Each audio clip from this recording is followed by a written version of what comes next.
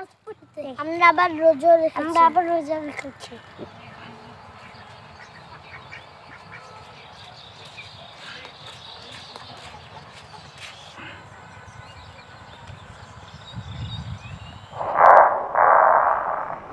ওই দুটা বাচ্চা আইতাছে আমি রোজা ভাঙ্গা ফেলাবো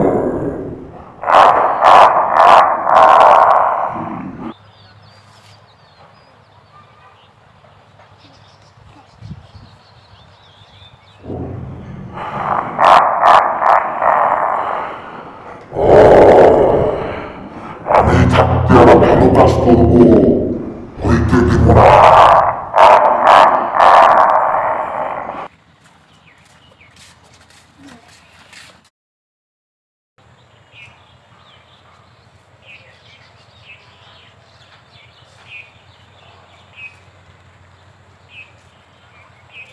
মোহাম্মদ মুস্তাফা দাঁড়াও, তোমরা কই গেছিলে? নামাজ পড়তে আমরা আবার রোজা রেখেছি ও তোমরা নামাজ পড়ো? ও তোমরা রোজা রাখছো? শুনো, তোমাদের কষ্ট লাগে না? না রোজা ভাঙি গেল। হ্যাঁ, তোমরা তো ছোট মানুষ, আমরা মুসলমান, আমরা কেন রোজা ভাঙবো? রোজা রেখে কেন রোজা ভাঙবো?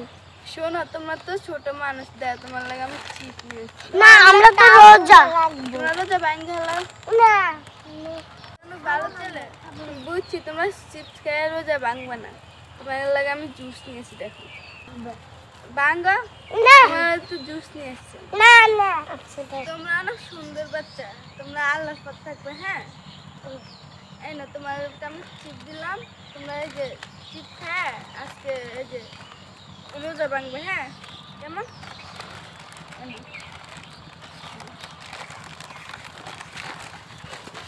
বাচ্চাগুলো তো অনেক সুন্দর, ওদের সাথে ইমানের শক্তি আছে।